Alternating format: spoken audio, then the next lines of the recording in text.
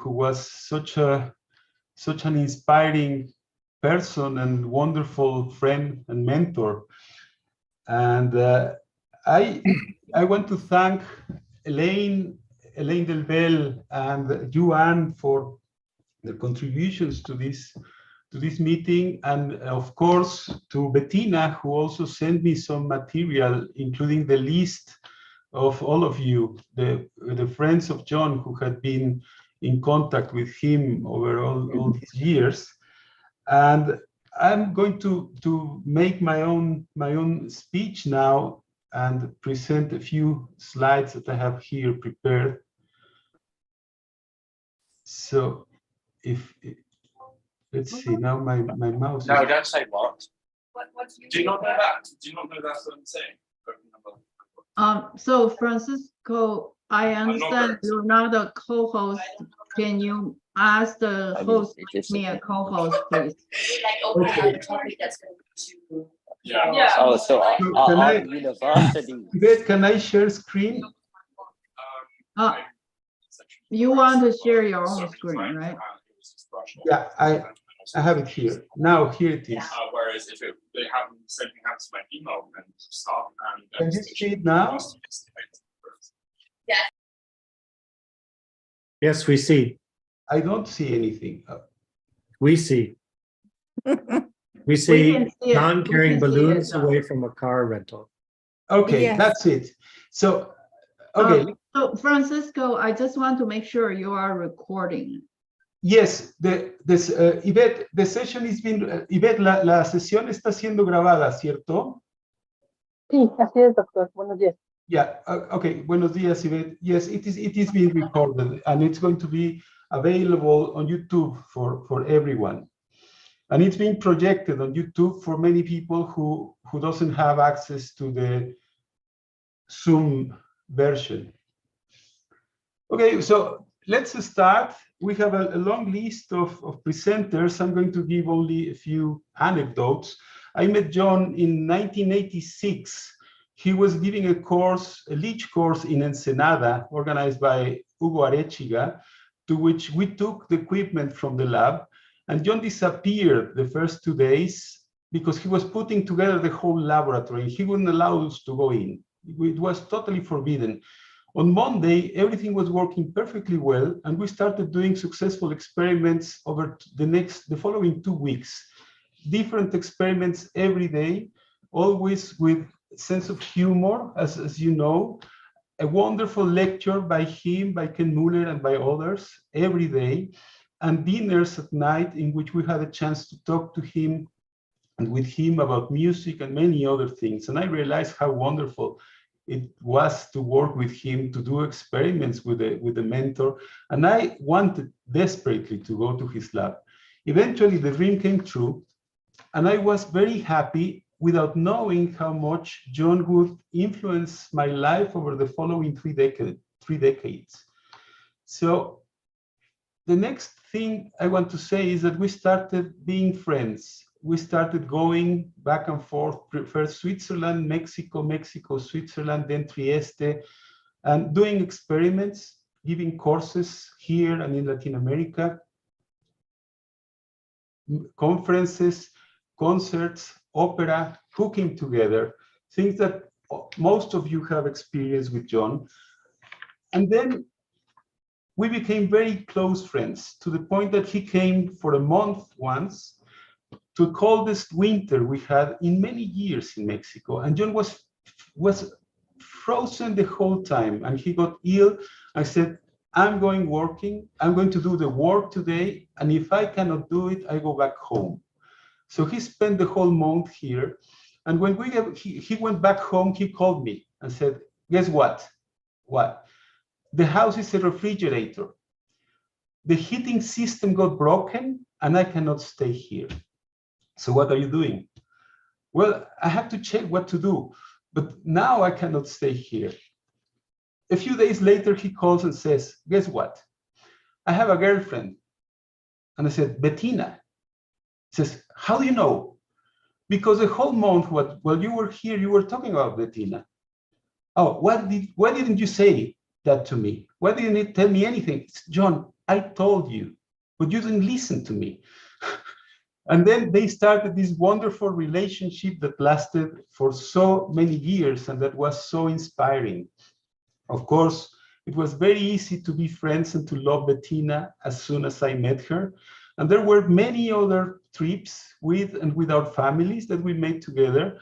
And once, the third anecdote that I want to say, that I want to mention today, is to show you what a good friend he was always. I was having a very difficult aftermath of my divorce. And John said, okay, I'm going to visit you for a week. So he took a plane and came here. He was 86 at the time. He was totally retired. And I said, why don't you give a course? He said, no, I cannot give courses anymore because I don't read literature. I don't want to face that with students. I may forget names. Said, let's do it easy. Why don't you teach a group of students how to give a lecture? So he gave a week of course about how to give a lecture to students here that will never forget that course. But as soon as he arrived in Mexico, he said to me, oh, I have a problem. I had a car accident. I'm very worried about what happens. I don't know what's going on. And we were both in difficult situations at different levels. Next day, he was very happy. On Sunday, I said, okay, the issue with the car is finished. I got a message from Trieste. Now let's think about how we are going to celebrate ourselves. Why don't we go to Guatemala for the weekend? I said, John, are you serious? He says, yes, we finish the course on Friday. We take a plane, go to Guatemala, come back on Sunday evening, and then I leave to Trieste on Monday. Okay, let's go. So we did it. It was a wonderful trip. And John taught me how easy it was for him to make life easier. And I want to finish this anecdote by saying that in my 30 years, I learned something. Wherever John was, everything was much better and the level was higher. Thank you. And now it's the time for Miranda, who is going to present a PowerPoint session run by Joan. Hello, everyone. Dear friends, dear colleagues, I see here many of my teachers, Professor Cherubini, Professor Nistri, Professor Cattaneo. I'm really, Elaine, I'm really very, it is really nice to see you. However, here, most of all, I would like to say hello to Bettina. I'm really very sorry. And to Julian, we have never met. But I heard a lot about you, your brother, your sons, from John, who was so proud of you. So I was the last postdoctoral fellow of Professor John Nicholls at CISA Trieste in Italy, and I can say that was really one of the best periods in my life that I fondly remember. With deep sadness, I would like to remember John as a great scientist, as a great teacher. One of those who I think leave an indelible mark on everyone who meets him. He taught me what is the great and honest science, and this is something that I will always bring with me. He also taught me a lot of beautiful things about life, about friendship, tolerance, humanity, about family, and about authentic kindness. I appreciated most of all that I was important to John as a person, including all my life roles. I was at that time mother of 2 little children. I was somebody's wife. I was friend, and yes, I was postdoc, John's postdoc, but he respected me as a person in total, in whole. Today, especially, I would like to remember one day in June 2017. These are the pictures that you're looking at. When John came at the University of Rijeka in Croatia, where I'm working now, to give his last lecture to our students of biotechnology and drug research. That was his decision. And I am infinitely thankful and proud that he decided like that. He was very nervous about his lecture, worrying if he will be on time, complaining that he did not practice his talk enough. But of course, as always, his lecture was fantastic. He talked about the history of science and how the great discoveries in basic neuroscience have changed the medicine and clinical neurology. The students were amazed by John's lecture, and after lecture, John left to talk with students for long time, and we were waiting for him to have a lunch, but he was talking a lot of time, taking a lot of time for students.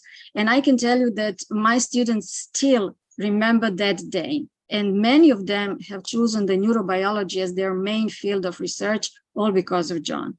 And not only students.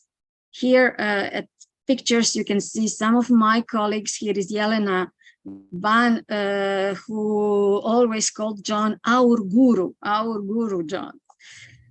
And at the end, I'm thankful to John for everything he taught me and for all his kindness. He will be always in my thoughts, in my heart. Thank you.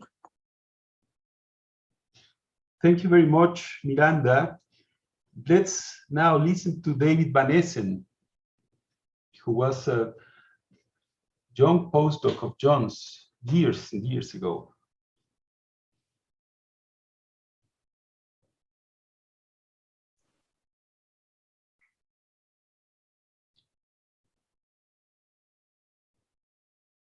I saw David around. Sorry, I was muted. Can you hear me now? Yeah. I've elected to focus on the early years of my interactions with John, as they were crucial to my personal as well as career development. In the summer of 1967, I graduated from Caltech, drove across the country to Boston, and joined Jim Hedspeth and Eric Frank as the entering class in the new Department of Neurobiology that Steve Cooper had established at Harvard Med School. This was in the early days of what many consider to be the era of modern neuroscience, and for sure, it was an exciting time to enter the field. Based on my undergraduate research experience, I very much wanted a thesis project working on a model organism having a so-called simple nervous system. But there weren't great options in the department until early in 1968, when John moved from Yale to Harvard, bringing a bunch of bloodthirsty leeches in tow. I met John soon after his arrival and was immediately enthralled by John the person and by the leech as a model system. I joined his lab and over the next few years interacted closely with John and others in his group, including Dale Purvis, Ann Stewart, and later both Gunther Stent and Jan Janssen, who came for sabbaticals. John, as you know, was passionate about teaching and mentoring, passions that persisted and indeed expanded to worldwide efforts and to the end of his career. I was really fortunate to be an early beneficiary. Among the many things I learned from John, I think the most important were the fundamentals of scientific communication, speaking and writing. These were genuine weak spots for me at the time. I didn't like writing and public speaking and couldn't do either of them well. John was incredibly patient and supportive on those as well as many other fronts. I never tried to emulate his inimitable style. As you all know, his piercing wit and pedagogical quirks were truly unique, but I learned immensely from his coaching and guidance. I also had the good fortune to tag along with John and Steve Kufler in their trips to Salk Institute 2 summers in a row. While they mainly focused on writing what would become their masterpiece of a textbook, From Neuron to Brain, I got to continue with my experiments, but also rub shoulders with outstanding neuroscientists in the Salk orbit. 1969 was also the year that Isabel and I married, and we still fondly recall John and Steve coming to our wedding in Fallbrook, California. My thesis work in John's lab included using Procyon yellow dye in an early example of the stick and stain technique that took the neuroscience field by storm and continues to the present, albeit with cell patching and staining complemented by amazing techniques such as single-cell RNA sequencing. For me, being armed with the intracellular staining technique provided an entree into the world of mammalian visual cortex. For my first postdoc, I moved to the Hebel and Weasel lab right across the hall from John's and collaborated with Jim Kelly in sticking and staining cat visual cortical neurons. My scientific trajectory thereafter veered progressively farther from the domain of leeches and simple systems, and now has me immersed in endeavors such as the Human Connectome Project and other major neuroimaging projects. But I've never forgotten and will always cherish the many lessons learned from John's tutelage in my formative years. Thank you. Thank you, David. Now, Albert Aguayo prepared a video that's going to be projected by Yuan.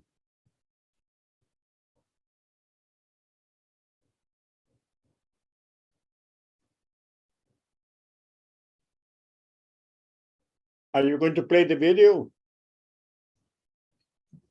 Yeah.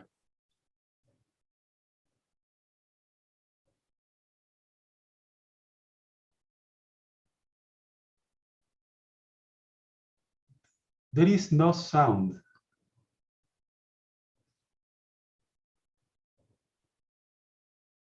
There was. Because I was muted. Hold on a second. Let me start again, okay? Okay, thank you.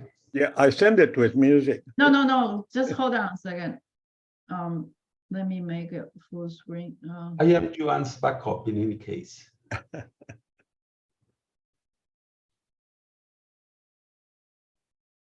Now we're in real trouble, Francis.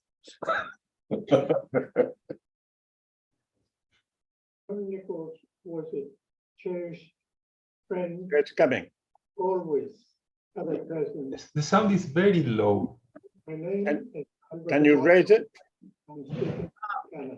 I'm already have it the Cherished highest volume. friend who will always have a presence Shall I try from here? while name is So Francisco, you can try from your end. Yeah. I will stop sharing. while I'm speaking from Canada. John Nicholls was a cherished friend. We don't see your screen. Yeah, I'm doing it now. Okay, great. Our lives. My name is Albert Aguayo. I'm speaking from Canada. You need to share your screen, Francisco. Oh, I'm supposed to be sharing my screen. We don't see your screen. Say a few words about John as a I can see his screen. I see it. Can you Okay. see it now? I can. Okay.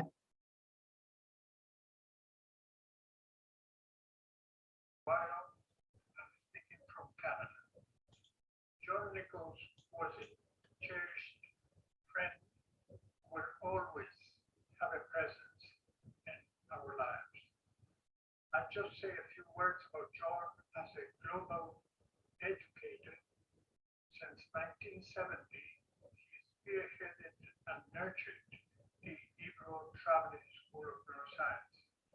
This remarkable endeavor took him and his small team to many countries in need, where he inspired and enlightened hundreds of young minds.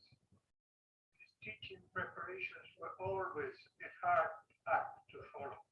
I still remember going out on a very dark night in Sri Lanka and finding him walking some 20 yards ahead of me, talking loudly to himself and gesticulating while practicing his next lecture.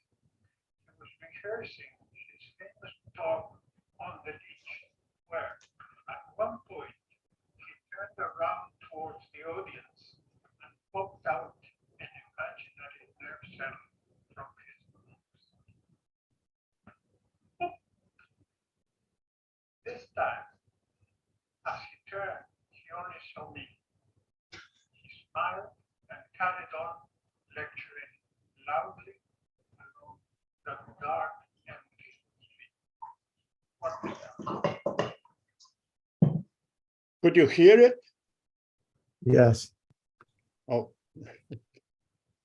It was yeah, it was good enough. Thank you, Albert. Thank you very much. sorry about the video. No, it was very nice. I can do it again if you want. A live version. Okay, so we have Ken Muller now in the list.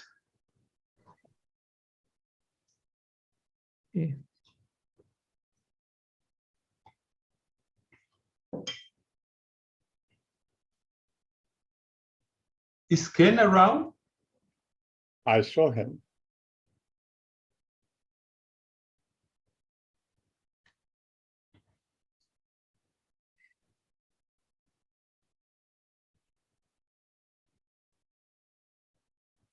Hello, Ken.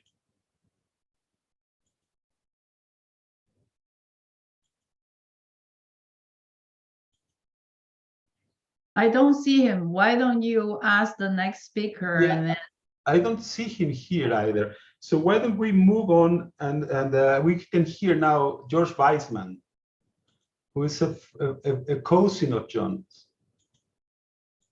Yes. Hi. So I have, of course, got to know a different side of John, as I was not a colleague of his, although I am a scientist, a physicist, but our main interaction was and our relationship was as relatives. I heard about John as a child in the 50s and 60s from his mother, Lottie, who was a close cousin and friend of my mother, and very proud of John, but also very critical and ambitious. And but I only got to meet John in my 20s and 30s. And we carried on. We met a few times in person, but mostly we carried on a very lively correspondence, especially in the last 20 or 30 years. So what I would like to say about John is probably, you all know that he was extremely kind and very giving and compassionate. There are many examples of that in our own relationship, but also what he told me about how he's reaching out to the students of the developing countries that have fewer opportunities, and he waxed eloquent about that and about how important it was to give those students the kind of the best science, the up-to-date science. And I think many of you actually were involved in his lectures in there and could appreciate that. Another prominent feature of his that I remember very fondly was his humility, a very deep kind of humility, even to the point of sometimes of self-deprecation, and accompanied by an incredible sense of humor, wittiness, sometimes sharp wittiness, and often kind of, especially in our relationship, because we came from very different sides. I came from the 60s and 70s, a child of that period, and he was 20 years earlier, and from a very different kind of atmosphere he grew up. So we had very different views about many things, but we never let that get, on the contrary, with the way we engaged in this kind of, in this dialogue and in this kind of, even you could say arguments at times, was heartening. It was always suffused by love and tolerance and appreciation, and at the same time, like sharp kind of disagreements. And I'll give you, I wanted to read you an example here of which gives you his, it's kind of appropriate for this occasion. And it was,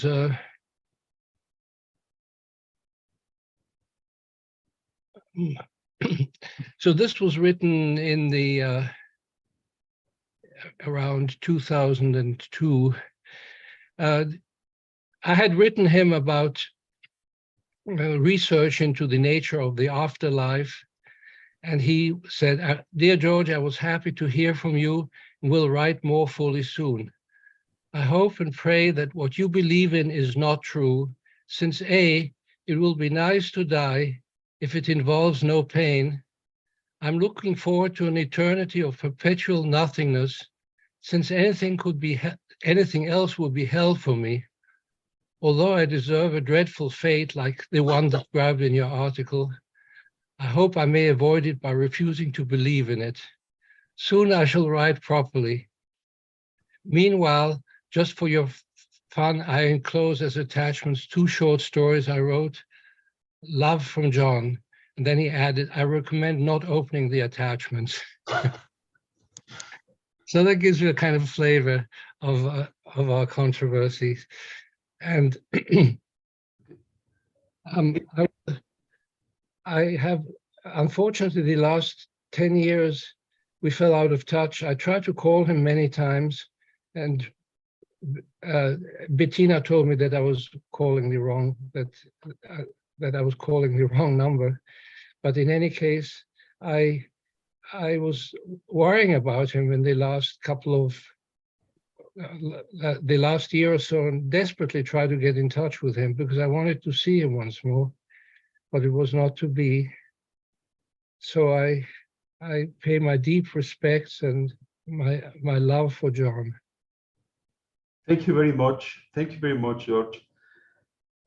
Now let's listen to Jean Kuffler, who's one of Steve's children and who has many anecdotes about John. Voila. Oh, I'm so happy to be with all of you. Kind of everything rings a little bell. And I give my warm regards to Julian and Stevie and Bettina, whom I do not know yet, but this is an important moment for all of us. So I have 2 stories to share. The first one dates from 2000 or so, when John sent me Mikhail Bulgakov's satirical novel, The Heart of a Dog. The book was written in 1925 and published in the Soviet Union in 1987, 48 years after Bulgakov's death. The back flap reads, a rich, successful Moscow professor befriends a stray dog and attempts a scientific first by transplanting into it the testicles and pituitary gland of a recently deceased man, end quote. The operation is a success, but the new human gets unruly, jumps out of the bathtub to chase a cat, starts to turn gangster, wears a gun in his belt, brings a woman back to the flat and says, they're gonna get married. The scientist has regrets, performs a reverse operation, and the man reverts to its original canine condition. The book reflects Bulgakov's opinion of the new Soviet man. And as I was living and working intermittently in Cuba from 1998 to 2007, it offered a perspective for coping with Castro's political system. And no one but John would have shared that book with me. And a second story. On December 9, 2014, I participated in the Kuffler Awards ceremony in Budapest. The prizes were awarded for research projects by Central and Eastern European university students. John's keynote lecture was entitled, Contributions of Basic Research to Clinical Neurology. As I have attended few scientific lectures in my life, I was thrilled to note that I understood everything he said.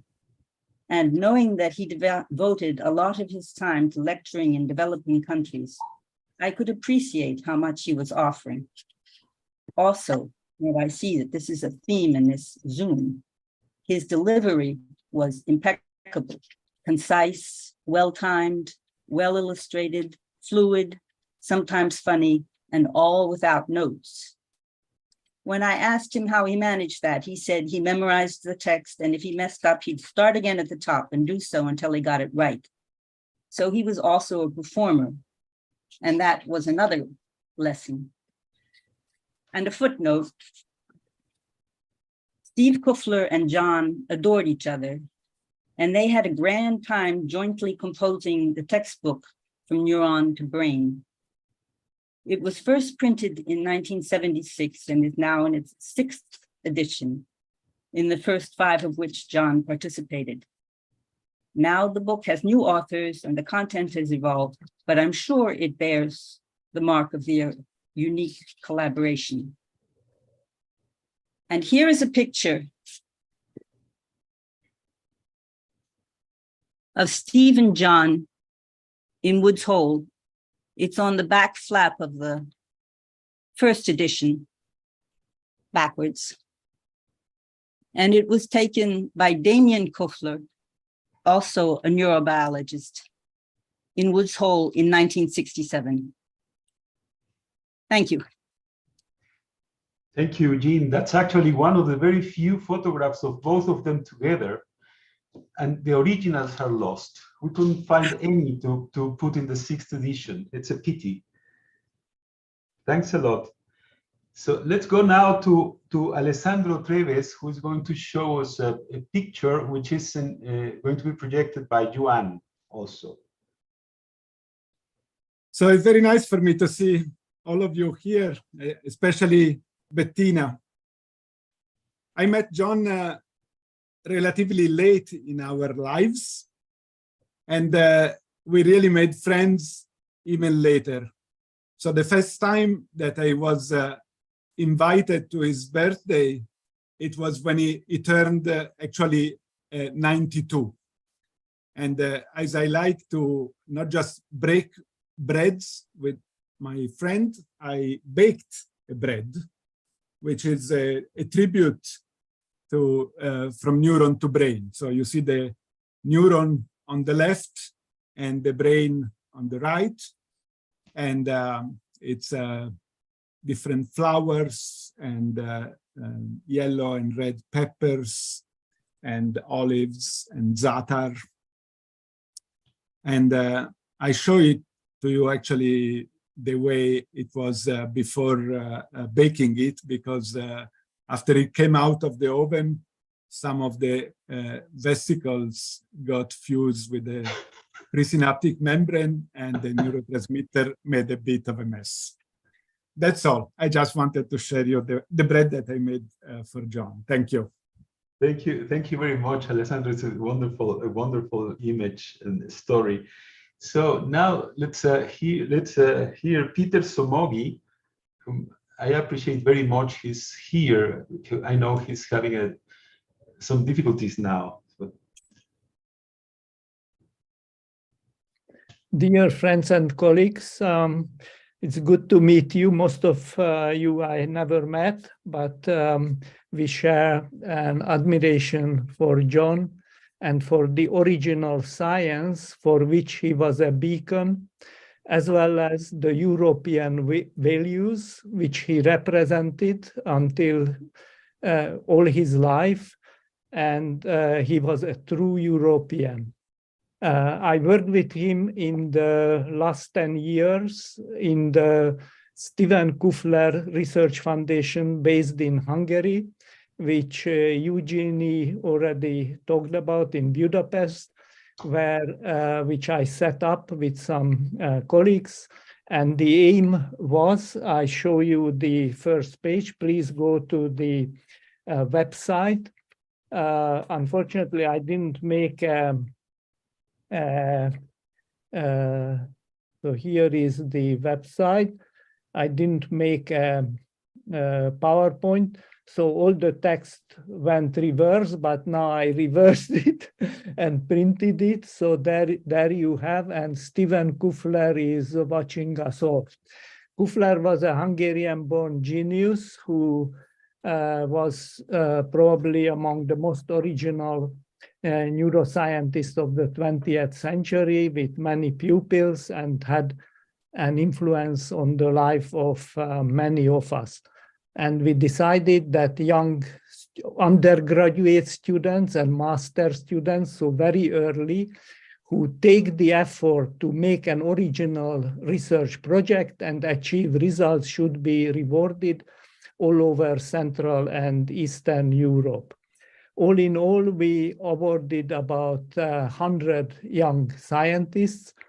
And in 2014, in December, John came to Budapest to hand out the awards in the Hungarian Academy of Sciences. And here is the picture, John lecturing about excitation inhibition on the muscle, and Stephen Kufler watching how he is doing back from the spirit world.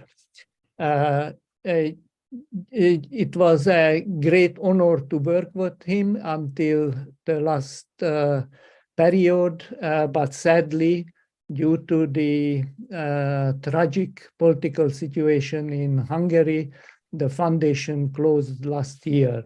It lasted 10 years, and you will be pleased to learn that I follow the careers of many of the awardees, and we can all be proud of their continuing achievements, and they are pushing back the frontiers of science in the best tradition of John Nicholls.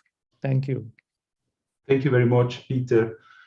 So let's now listen to Elaine Berer, who has prepared a presentation she's going to share with us. I can share my screen, yes? Yes. Okay. So I'm going to, can you see my screen? Yes. So I also want to communicate my delight in seeing all of you here. So many of you, I've seen you off and on at Society for Neuroscience, sometimes at the EBRO. And Paco, I want to thank you for organizing, and all the other people who participated in organizing this. Stevie and Julian, it's delightful to see you again. It's been many, many years. I did hear about your progress from time to time from John. And Bettina, my sympathies for all of our loss, but yours in particular. And I'm so happy to see you this way, and I hope we will stay in touch through the internet. I am going to show 3 slides. The first one is some reminiscence. The second one is some music. And the last one is how John's inspiration of me has played out in my life. So I put this one in, as you can all see. This is a picture of the Leech course at Cold Spring Harbor, which I took in 1977 with John. And here's John. And Julian, this is you, and here's Stevie, and then Ken Muller, who's somewhere missing in the Ethernet, is here. This is Gunther Stent, who won the Nobel Prize somewhere around this time for work in bacteria and wanted to switch to neurobiology. He was at UC Berkeley. This is Lou Tilney from University of Pennsylvania, who was a great inspiration for me also, because he was looking at the hearing apparatus and had some wonderful papers on the inner ear. And this is Bruce Schnapp, who also turned out to be an inspiration for me, as he was pioneering axonal transport studies at Woods Hole in the squid. And he came to learn from John in this Leech course more about the neurobiological underpinnings of how neurons communicate. I think there's other people maybe on this call in this photograph whom I'm not naming. So if I've missed you, please email me and let me know. And I'd be happy to share this photograph in some way with everybody on this call. Now I have to figure out, okay, so this is John's Stanford lab in 1977, and this is me. What I'm holding is not a microphone, it's a drumstick, because we used to have lab group meetings in the evenings, and John and I would go to Kentucky Fried Chicken, pick up a bucket of fried chicken, and then we would have the lab group eating fried chicken. Trying to get this pictures out of the way so you can see this. This is Don Reddy, who disappeared from Leech work to go on and work on the fruit fly eye. He had come from Seymour Benter's lab. And this is Norbert, whose last name I can't remember. I don't see him on this call. Maybe some people can email me his name. So what we were working on, as everyone knows, is this wonderful being, the leech central nervous system, in which the neurons have been identified. And something happened. And I should have something I can play here. Ken Muller sent me a ticker tape of these leech neuron firing patterns in order for me to write the Nicholls Trio Last Movement, which was performed at the Society for Neuroscience in 1994 for one of John's significant birthdays. And this is what it sounds like. So that's a piece out. And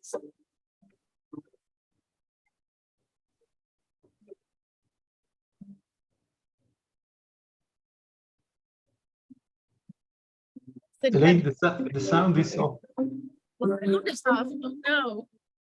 It's back and forth. Wait. Let me see. Now it's back. Now it's back?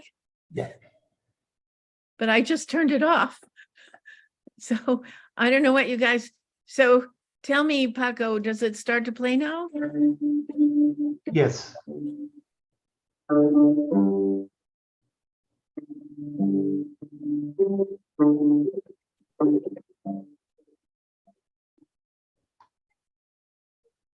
Yeah, this time we heard it.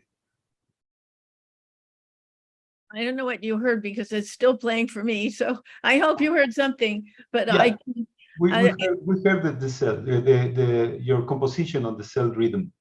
Okay. Good. Okay, so the outcome for me from John's wonderful mentoring, John was, my time in John's lab was the first time I'd ever done any biological sciences, and it had a huge impact on what I decided to do next. I went into his lab because I wanted to understand how music impacts the brain. Well, he convinced me to work on neurophysiology in the leech. I don't know where that gets me for music, but he also influenced me on how to think about science, how to be logical, how to design projects, how to pursue hypotheses, how to look at things in new and innovative ways. I took all of this mentoring that I absorbed from John, and I was a very greedy, very beginner person, so I knew nothing, and everything that poured into me from John's lab influenced everything I did afterwards. So the first thing I tried to understand was how is the stereostylia formed, and I identified a bunch of proteins who did that. And then I realized that knowing how we sense sound is not going to tell me how we experience music. So then I turned to look at how is this communication made to the central nervous system into processing regions. And I started doing very biochemical studies. This is axonal transport in the giant axon of the squid done at Marine Biological Lab. I've turned from that to use what I learned from these biochemical and imaging experiments to use magnetic resonance imaging to study the whole brain in response to various exposures. And so we have engaged for the last 10 years in mapping the brain with manganese enhanced MRI, which allows us to detect localized neural activity throughout the brain under different conditions in freely moving mice. And finally, from this work, we're now working on understanding how brain states may influence cognition. And I know from John's wonderful witticism, he would say, memory, emotion, bah. He didn't believe we could find it. It was too complicated, and our language is too limited. We are, however, I am still engaged in trying to find out how music involves the brain. And I believe that the brain state, which is revealed by our manganese enhanced MRI, will get us nearer to that than we are now. I'm indebted to John for my entire scientific career, but the other thing I'm indebted to John for is not giving up writing music. I'm still writing music. I'm in the process of producing another CD. The last movement of it is going to be a memorial to John for his love of Baltic gypsy music, which Bettina has sent me some links so I can listen to it. So I think John will always be with me. And I want to get away from this and show my face again. I think John will always be with me. I actually have videotapes of his Forbes lectures at MPL. They're an hour long each, and I will share them with Paco. Maybe we can put them on YouTube. So I listened to one of them last night, and I felt like John was still in the room with me. I could feel his influence, his inspiration, and his warmth. Thank you. Thank you very much, Elaine. I would be very glad to receive them and to put them on the YouTube list. I should mention that John has a Wikipedia site. And if we put things on YouTube, we could link them to the Wikipedia site. And then other people who may not have known John in his life will be able to look and hear what he had to say. Oh, that's a great idea. Thank you. Thank you, Elaine. I will ask you more about that after the meeting. Thank you. So let's listen to Peter Sargent now, please. Thank you, Paco, for organizing this. Great to see so many people that I've met at times during the past, David and Elaine, others. I forgot to prepare something, so I'm going to just wing it for 3 minutes. I first met John when I took a neuroscience course at Harvard. It was intended for people for satisfying a distribution requirement. I was a biochemistry PhD student. The first day of the course, I saw this extraordinary man, young man then, a lecture about the nervous system, and I was enthralled. I remember that he had folded his collar down over his sweater so that when he shaved that morning, he wouldn't get shaving cream on his shirt. I said, God, this guy is brilliant and also absent-minded. I'm really interested. So I ended up changing into the neurobiology department that David Van Essen referred to, and ended up as a graduate student in John's lab along with King Y. Yao. He taught King and I neurophysiology by basically having us run through all the experiments that were reported by Fat and Katz in their 50-page long giant paper. It was so much fun. Even with the technology that we had much better than theirs, we still couldn't get numbers as good as theirs, but John was a wonderful teacher. I accompanied John out to Stanford when he left Harvard in 1973, and his competitiveness really was apparent at times. For example, we waited for a few days before the boxes with all the lab equipment came, and then when they arrived, he said, "Okay, King, okay, Peter, I gave you 24 hours before I want you to record from the cell." And so we had a contest to see if we could actually uncrate our rigs and record from a neuron in 24 hours. And both of us made it, just barely made it. Moving to my relationship with John later in his life and later in mine, his association with the traveling lectureship program at IBRO is very well known. And he was just marvelous at those sessions. And he invited me to 3 different sessions, which I thoroughly enjoyed.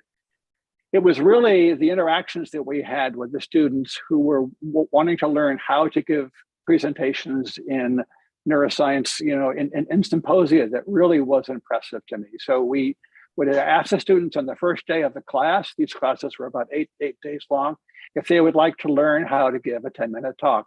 And typically about half the students would say yes. And then the faculty would be assigned to the students, and we would meet with them during the lunch hour, all during the week, and get them ready. And John had some stipulations about these presentations. No slide for the first minute. No slide for the first minute. You have the first minute, and you're going to convince the people in the audience that what you're studying is the most interesting thing in the world. Great lesson for all of us. So I really have wonderful memories of John. I referred to him as Chief, and he had a marvelous impact upon my life and on the lives of many others. Thank you. Thank you, Peter. Thank you very much. So let's now move to Jack McMahon.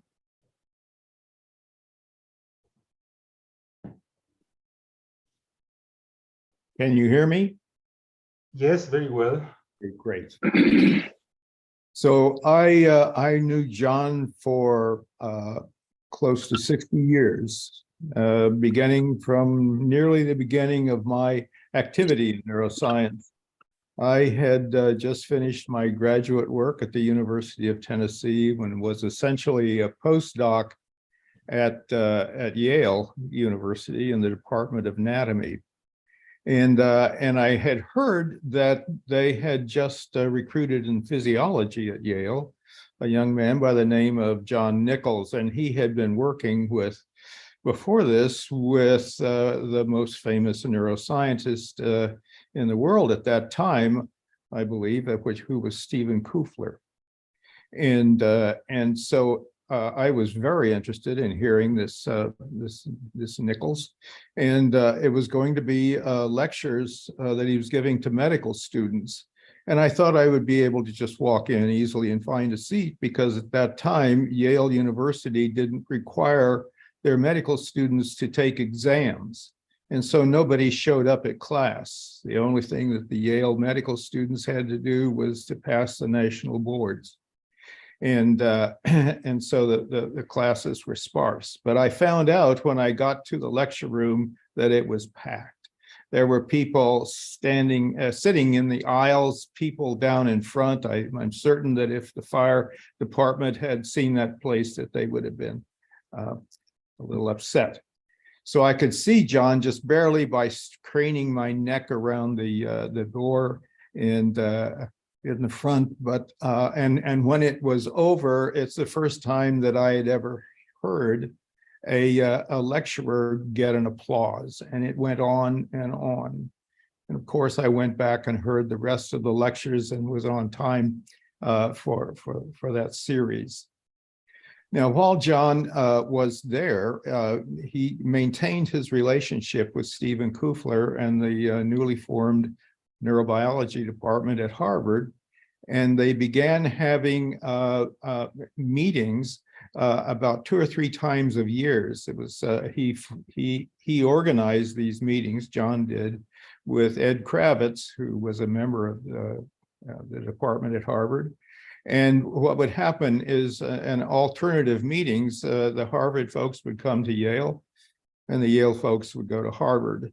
And these meetings lasted all Saturday and part of Sunday. And there of course were the usual talks and poster sessions. And during one of these meetings, I gave a poster, and I spent the entire evening talking with Stephen Kufler. He seemed to be very much interested in it, and we had a really good time together. Shortly after that, he asked me if I would be interested in joining his new department at Harvard. I was in the Department of Anatomy at Yale, although my interest was in the nervous system. Of course, I was enthusiastic about going to join Steve. And I think John probably played a big role in that move, because Steve was a very careful person about who he hired and took on the responsibility for. And he must have consulted John. About a year or two after I was at Harvard, John returned to Harvard to take a faculty position there, and it was kind of an amusing sleight of hand. And the story goes like this. Perhaps David Van Essen knows more about this than I do, but as I recall, it was as follows: that Steve Kufler, in forming the Department of Neurobiology, had done a very good job of getting his senior people full professorships. Really, really difficult to get at Harvard at the time. And one of those was David Hubel.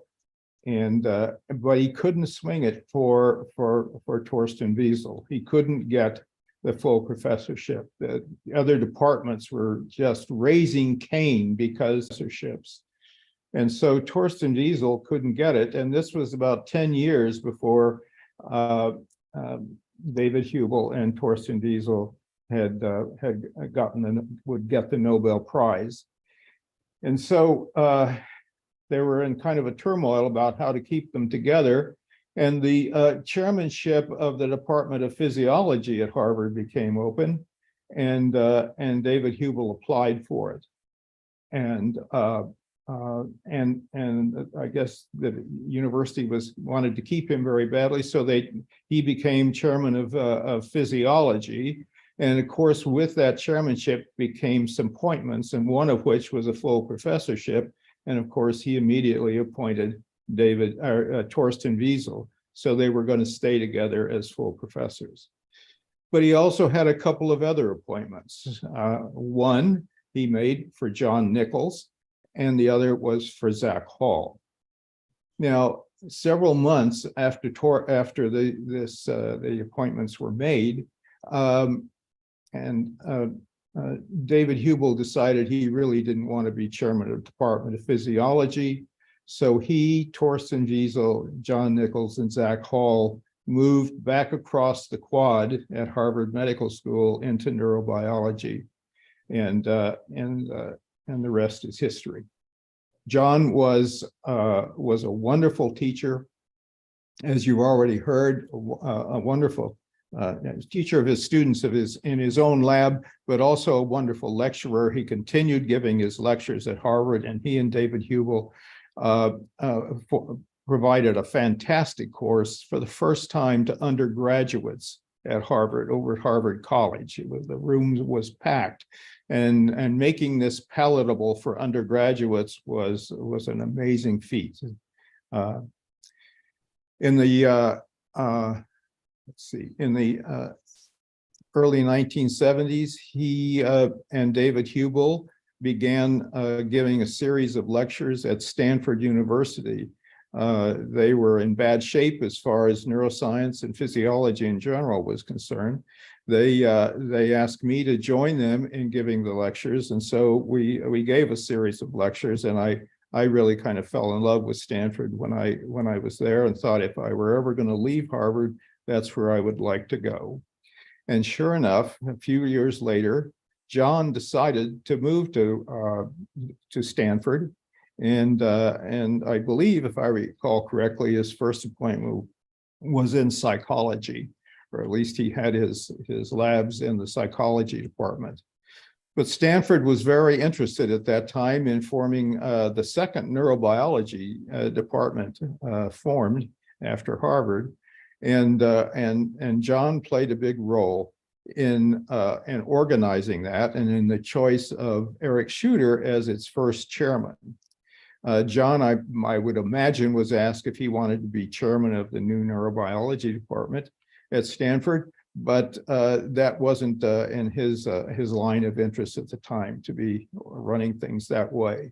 But he did play a central role in the formation of that department. The first 4 appointments in that department, beyond Eric Shooter and John, was Dennis Baylor, who had been John's student when he was at Yale Medical School, and then me, and then Bruce Wallace, who had been a postdoc with John, and then finally Carla Schatz, who had been in the department at Harvard, and he knew very well. John then left Stanford in the mid 1980s for Basel, and we stayed in. I should mention that we lived just a very short distance from each other at Stanford. Our family interacted quite often. Our kids were about the same age. Hello, Julian, and we had wonderful times together. He left Stanford in the mid 1980s for Basel, and we would see each other from time to time at various meetings. It was always great to get together. Many of the meetings he had organized himself. And then in about 2002, he asked me if I would participate in the series of courses that he gave in underdeveloped countries, countries where science was underfunded. And you've already heard about this. This was with the International Brain Research Organization, also known as EBRO. And he'd already been doing this for about 10 years, giving a few lectures a year in different countries, because he felt strongly committed to teaching young people, and enjoyed it very much. And so I began doing it with him, but he was now tired of it. He was wearing down. He was in his mid 70s. That's a big job to stand up and give a number of lectures over about 10 days is how long the courses lasted. And so he asked me to join, and I went with him. And in one of these early courses that I did with him, it was in Cuba. It was an incredibly hot day in Cuba. It was in Havana.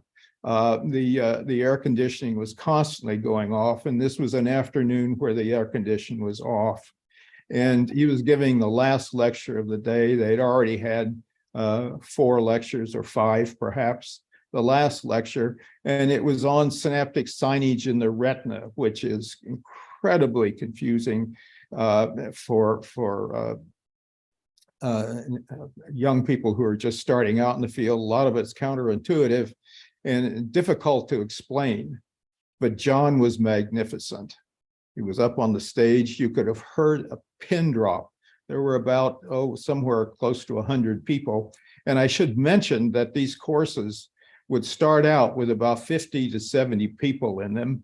But as word spread that this was really a good course and that they had this guy Nicholls, why the number of people who would show up for these courses had just ballooned, and the auditorium was packed. And here it is, this incredibly hot day, John explaining this incredibly difficult, complex information. And when he finished, there was the usual hand, people clapped, clap, clap, clap, and then they just sat there.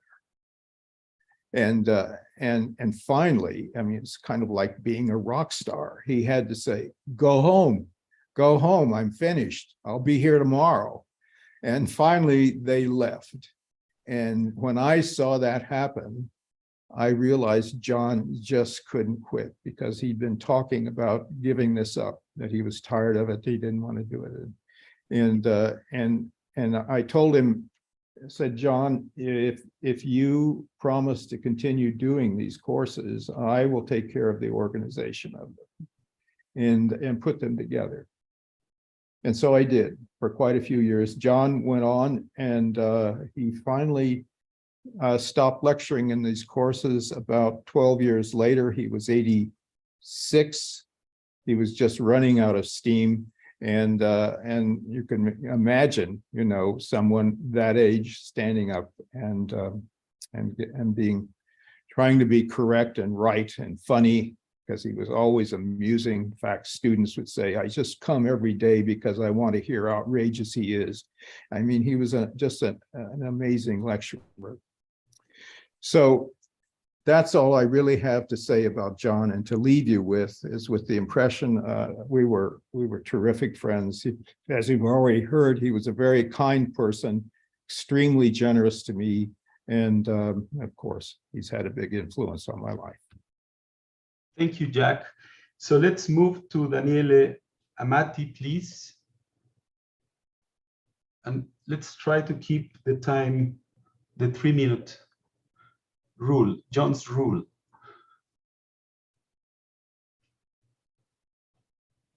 Is Daniele Amati here?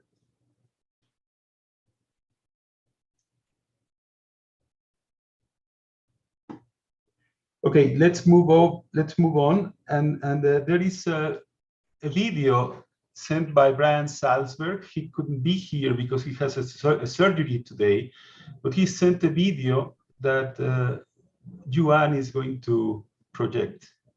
So I'm going to try. If the sound doesn't play, and Francisco, you might have to. I'm your backup. Uncle, excuse me. I just heard from Ken Muller. He doesn't have the link. I sent it to him a few minutes. I'm on. Hi. There he is. Oh, I didn't have a link, but I have it. Okay, I'm glad. Thanks for sending it. I'm sorry I hadn't noticed that I didn't have it before now. Anyway, I've enjoyed hearing Jack, and I'm sorry I got on so late. So why didn't you go ahead in the meanwhile, Ken? You are here already. Oh, since I didn't hear things that went ahead, I'm really reluctant to talk much, but of course it's wonderful to see so many of John's friends and family, and like you, I miss John terribly. He was a dear friend and was somebody I'm sure we'll all miss quite a bit. I've thought back, as you have, I'm sure, on the first interactions with John, and then on and on. And so I was a postdoc with John soon after Dale Purvis and Dennis Baylor were postdocs with him. There was an intervening year when Jan Janssen was working in the lab, and John tested me out for a week. I was already in Cambridge at MIT as a graduate student. I had a year to go. He had such a small lab, just one graduate student and one postdoc, that he didn't dare take somebody he didn't know that he could work with for a couple of years. And so I came over and certainly felt pressure while I was there, realized how very hard John worked, but also it was an exhilarating experience. David Van Essen was just finishing his degree, and when I started a year later, King Yao had just begun to work with John. So I worked with John for the 2 years at Harvard before he went off to Stanford, and it was a terrific time.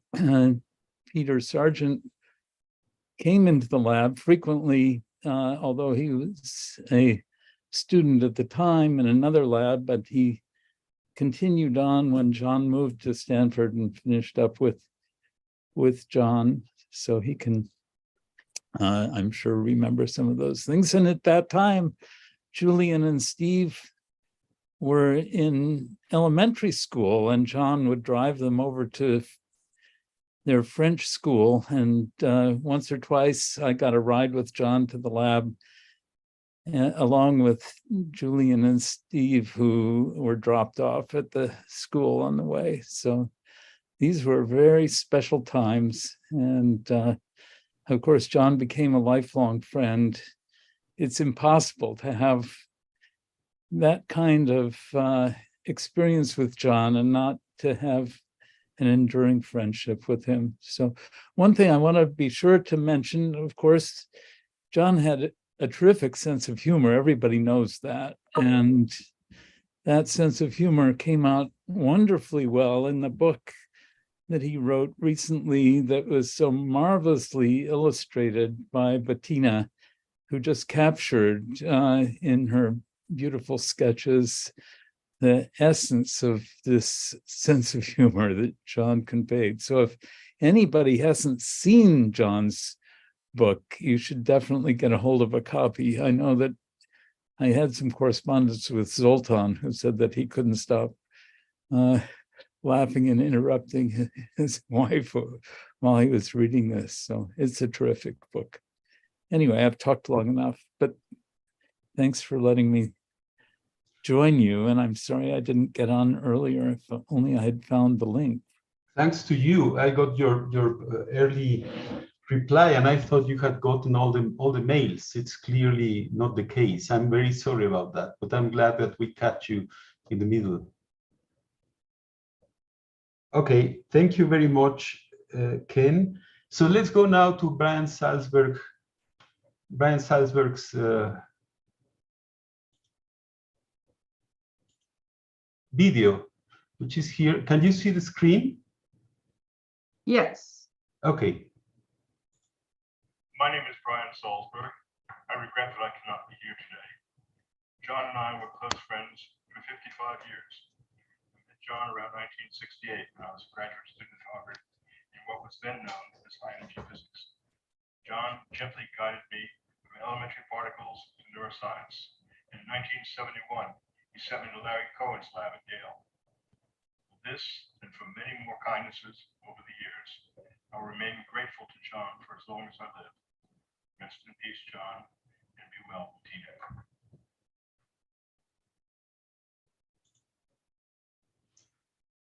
Well, as I said, Brian couldn't be here, but I appreciate very much that he sent the video. Let's now listen to Elaine Del Bel. Hi to everybody. Thank you, Francisco. It is so nice to be here. Bettina, you know how much I miss you. Let's see if I don't cry too much today, okay? Sorry about that. Okay, I just wrote a short letter, like a short letter to John, okay?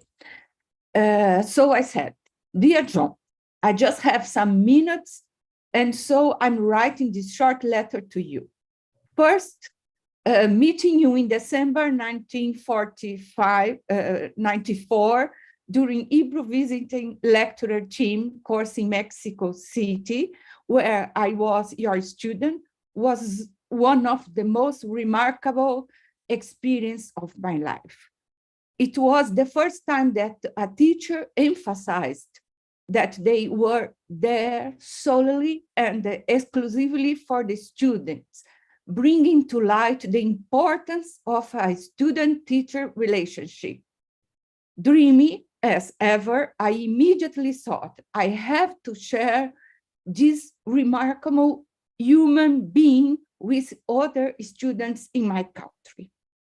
In October 1995, I was hired as a lecturer in the physiology department at the University of São Paulo School of Dentistry. Encouraged, I visited you at the Biocentrum and asked you please to organize a VLTP course in Brazil. You graciously agreed. You shared how difficult it was to get agreement from the Hebrew board to organize with a John Doe like me. Yet you boldly confronted the Hebrew board, warning them that you would remain the director of the VLTP only if you were free to choose the VLTP local organizers. As a result, in 1998, the first course in Brazil took place in Ribeirão Preto, and I was the local organizer. You always emphasized that I was the responsible for the way the VLTP was organized. From that point, I believe you came to Brazil almost once a year. We organized courses in various places in Brazil, including Manaus, Belém do Pará, and so on. You accepted my invitation, even bringing Bettina with you twice. In 2002, I had the privilege of doing an internship in your laboratory. It was during this time that you invited me to be part as a teacher in a VLTP course. I was so happy, John, you can't imagine it. Over the years, we traveled together to teach in Peru, Cusco, Arequipa, Chiclayo, Ecuador, Bolivia, Paraguay, Colombia, Costa Rica, Cuba, as well as Uganda, Kenya, Nigeria, and India. My respect for you as a mentor and friend grew with each interaction. You showed extraordinary responsibility and a deep sense of humanity, teaching classes and engaging in extensive conversation with the students. Also, you are the one that introduced me to Bettina, Miranda, Francisco, Walter, Yuan, and Jack, and many other wonderful people. I believe you are one of the few people who asked me to talk about my work. And the most modest discoveries that made me extremely happy, always encouraging me to continue to perceive it. John, I continued to return to your house to see you and Bettina year after year. Your presence was essential for me as I valued listening to your insights on various subjects and sharing laughter and over your histories. Today, the thought of arranging my life without your presence is, I can't imagine. Okay. Dear John, I will miss you a lot, but you are going to me forever and ever. With a heartfelt gratitude, my love, Elaine. Thank you, Francisco. Hope not, it wasn't too much time. Thank you very much, Elaine. It's a lovely thought and lovely letter. Thank you. Now let's move to Chanel Boca.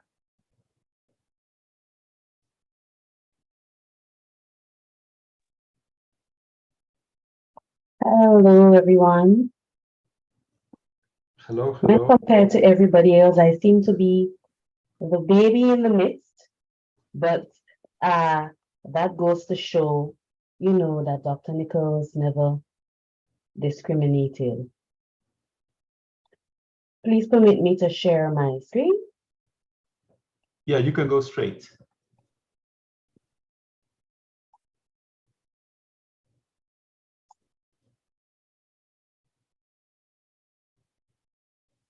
Okay, and I just put together a little presentation here. It's not too long. I will just go ahead to read it. Oh, what a precious soul. My first encounter with Dr. Nicholls was about, 16 years ago when he visited SGU as a visiting professor to deliver neurodevelopmental lectures within the neuroscience course. And at that time, I was only 19 years, fresh out of college. Yeah. But the 50+ age difference, it meant nothing to Dr. Nicholls. Although he insisted that I call him John, that never happened. I had way too much respect for him. We were always able to, have some really nice convos whenever he visited twice yearly to deliver those lectures. At that time, I was the secretary for the Department of Physiology and Neuroscience. A packet of his favorite pasta and a chocolate was an absolute must. Whenever he was headed to his first lecture in the series to be delivered, he would always say, I've given this lecture 1,000,000 times. I don't even know why I'm so nervous. And in our last in-person convo in 2015, Dr. Nicholls did promise to visit Grenada again for vacation along with his beloved Bettina. And I was really and truly looking forward to that visit. But things don't always go the way we wanted to, So since then, I've always been checking in with him via email, where he received loads of virtual Grenadian sunshine. He looked forward to those, and he cheerfully always accepted it. He always expressed how much he missed Grenada and all the wonderful people, he encountered here. From my personal viewpoint, I will miss his Christmas cards and photos, which traveled so many miles across the seas to get to me here in Grenada. And the sad thing is that sometimes they were the only cards or photos that I received all season. So I really looked forward to them, and the many, many wonderful memories you've left here with us here in Grenada, Dr. Nicholls, will always, always be cherished. Rest well. And I just want to share this photo with us here. This was from 2014, Grenada Independence Dress Down Day. And he was, on island at the time. And he said, come, Chanel, let's make a snap. And I agreed. Rest well, my dear Dr. Nicholls. So the family and friends, I wish you all the peace and comfort. May the wonderful and fond memories that you've created with Dr. Nicholls be forever etched in your hearts. And I know for sure that the legacy he has built will always stay aflame. And I want to express my gratitude to you for allowing me this opportunity, to present in celebration of life of such a prestigious individual. All my love. Thank you very much, Chanel. It's a lovely story. Thanks for sharing it with us. You're most welcome. Is George Rosenbusch here? I could not see him. He was confirmed, but I don't see him here.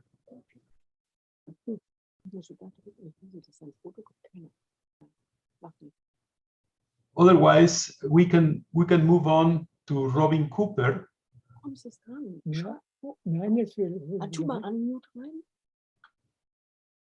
Oh, here you are. I'm sorry. Yes, here is George Rosenbusch. Your microphone is mute. Can you turn your microphone on? No. Can you hear me now? Yes. Okay. Okay. You have heard a lot about John and his various scientific activities and so forth. He came to Basel, to the university in the neurobiology department, where we actually stayed, were colleagues and friends for 15 years. After that, we retired. He a little older than I, but still very good friends. We decided we had other interests as well. We were both, I think, busy scientists, but we realized we also wanted to know about theater activities, and we traveled to Stratford every year together with Bettina and with Monica, my friend, who is actually sitting next to me, if you can see her. And John introduced me to Tristram Shandy, which was a real adventure for which I was really very grateful. But I can't go into Shakespearean criticism because that would outlast me for not an hour, but for about a year. Okay, so we visited John and Bettina in Trieste. I remember very well, John asked me to recite a translation of plays of Shakespeare and of Shakespeare's sonnets in my mother tongue, which is a Swiss dialect. And John, for unknown reasons, was very enthusiastic about it. But again, I can't talk to that in detail. But he also had a high interest in music. So we spent several times in Verbier in Switzerland, where we heard marvelous concerts, and again together with Bettina and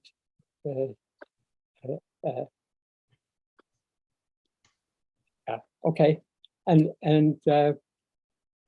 I can't go into the details because John was really very fast, multifaceted, and we had innumerable discussions, and we're terribly sorry that this is no longer possible, but I think, like all the other people in this meeting, we have very strong emotional times and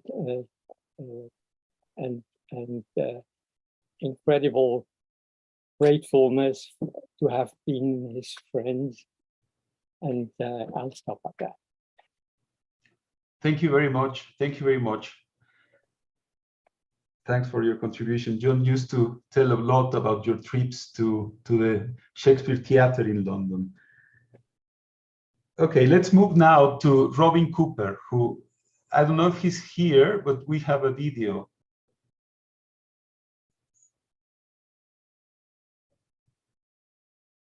Is Robin here? I didn't see him either.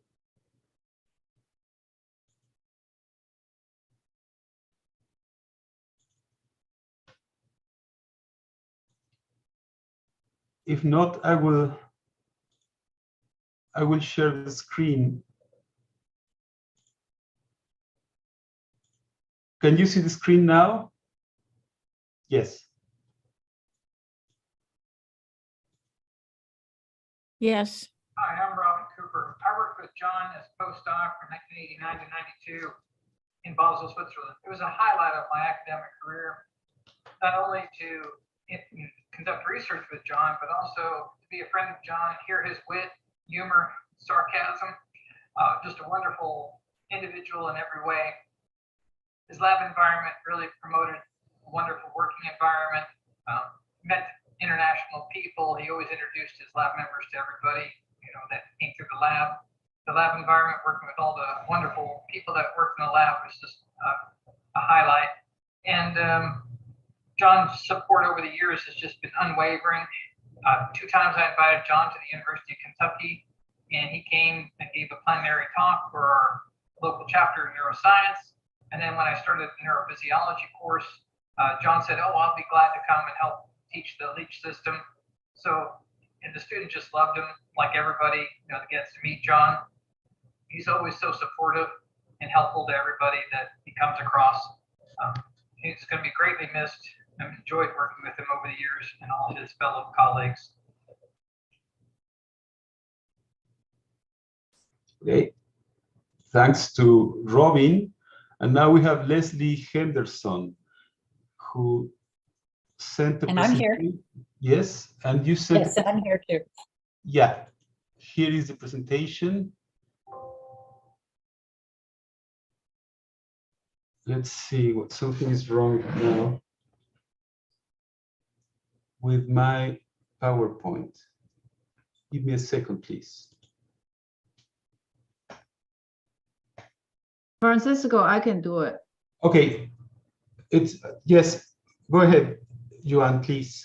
Okay, let me just share my screen. Hold on a second. Use screen. Can you see my screen? Yes. Okay, great. Project. So to begin by saying it's lovely to see Bettina and Stevie and Julian, your faces again, and Francisco, thank you very much for organizing this wonderful ceremony. My lasting image of John will be of him laughing, as shown in this photograph by Damien Kufler. His humor, whether that was in his opus, The Giant Leech of Newfoundland, his proprioceptor movie, better known as the Frog movie, or his illicit trip to Moscow as a student at UCL with cats. Johan, could you go to the next slide? John was a foundational member of the Stanford Neurobiology department, as we have heard, many members of which are shown here. Next slide, Johan. And in his lab, we learned not only of science, but of life, both from him and from so many other wonderful colleagues. Lynn Lazar and Renji Zhang, who are shown here, were in the lab at the time I was. Next slide. And John, who, as all of us know, elevated the status of the lowly leech from slime to international renown. Next slide. And who taught us through intensive workshops, national meetings, and poetry. In this particular poem, I want to call your attention to one line, which is olives filled with chewing gum. This came about from the Cold Spring Harbor course in 1979. I'd gotten a salad at the salad bar. It had green olives. Most of them had pimentos in them. My particular olives, I bit into it. I found out someone had taken the pimento out, chewed up a piece of gum and stuck it in the middle. John thought that was delightful. And so it was now in this poem. Next slide. John's irreverence, humor, and wit, as we've heard, without parallel, but he was not only a lifelong mentor, he was most important, a lifelong friend. And I will say one of the things that was very pleasurable to me to see is my very first graduate student got up to give her first presentation. And I don't know if you can see me in the side panel, but not only did she do it verbatim from memory, but as she talked, she took her hands and she rubbed them together like this, just like John used to do. And I thought, aha, there is neurobiological transmission across generations. So thank you, John. We were also lucky to have known you, and we will miss you greatly. Thank you. Thank you very much, Leslie. Now let's move to Walter Stumer, please.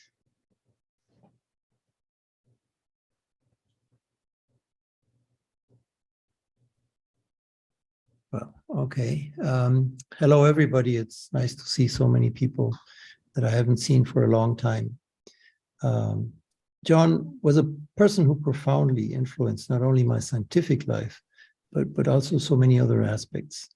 And he did so not only for me, but for every person who interacted with him. And we heard about it today.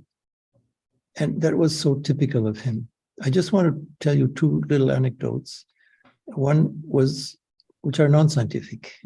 During an IBRO course in Peru, he brought some chocolate all the way from Switzerland to feed pigs because he had learned that pigs love chocolate. And it was so special to see how John could become a child, chasing the pigs and giving them chocolate.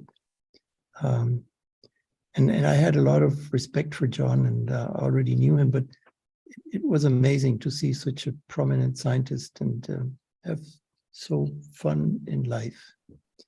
The other anecdote was after an IBRO course in Guatemala, at a market in Atitlan, we got into a conversation with a native Indian Guatemala woman, and we had a deep conversation with a woman selling some objects, but we didn't talk about the objects. We talked with her in a very heart-moving way, and it was such a conversation that was typical of John, that gets to the heart of the people.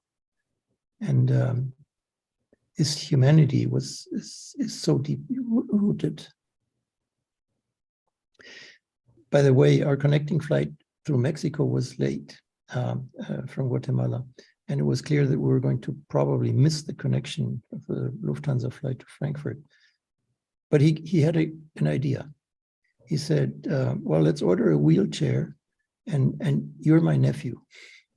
And so we got picked up in Mexico from the airplane and got rushed through the customs. And as soon as we got through customs, he got up and started running. You should have seen the face of the surrounding people who passed as we passed customs. We barely reached the flight back to Germany. Our luggage did not, but anyhow. I had the great privilege to visit John and Bettina in spring of this year. And this is another moment with John and Bettina, which I will never forget for my whole life. Let me just finish by saying that John will continue to live in my memory, my heart forever. Thank you. Thank you, Walter. Thank you very much. So now let's move to Antonino Cattaneo, please. Thank you, Francisco and Hélène, for organizing this, and my warmest sympathy to Bettina, Julian, and Stephen, the family, for remembering by us John Nicholls. So meeting John Nicholls for the first time when he joined CISA in 1998 was for me a coup de foudre. But in fact, the coup de foudre had happened in reality years back when, as a student in physics, I had read the Kuffler and Nicholls Blue Book From Neuron to Brain. Reading that book caught me into neurobiology, so has had a profound influence in my whole scientific and personal life. At CISA, John introduced me to his project on spinal cord injury in the opossum. And we were setting up under the big direction of Daniele Amati, who was the director of CISA at the time, together with Enrico Cherubini, Andrea Nistri, and then Matthew Diamond, Tim Schallis, Alessandro Treves, the neurosciences into an environment that was at the beginning a physics and mathematics environment. And the appointment of John at CISA was really a wonderful opportunity. I think that Andrea Nistri was instrumental in this, and of course Daniele Amati was strongly made it happen. And I would like to say that choosing the opossum, the South American opossum, as a system to study spinal cord injury was really a project that John was carrying with his small group, Marie Winsler, PhD student, Miranda Mladinic, a project with a strong vision for the future. I would say a project ahead of the time.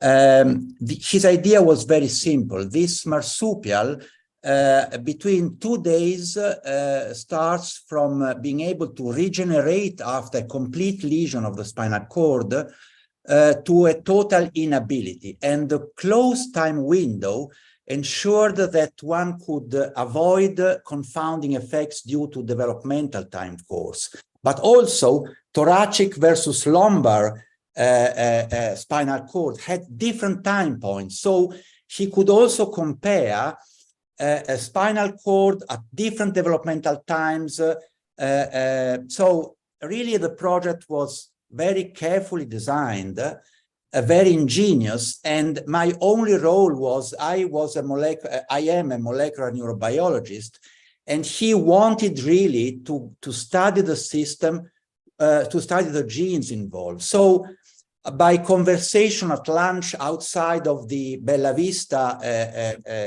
house, so those of you of CISA know what I'm talking about, talking in the sun, either in the winter or in the summer, we were building up this project that, of course, I was not working. I was only a friend of the project, and my only role was to discuss with John about this. And I really think that it is a pity that this project, who anyway brought very, very interesting results. Miranda, of course, can speak about this.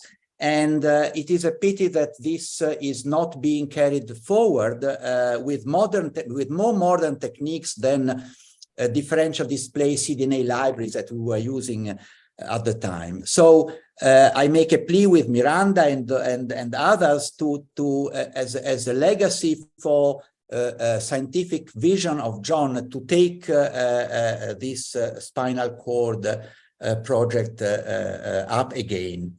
And the second point that I would like to mention is, it has been mentioned before, John was a terrific lecturer and teacher and a performer.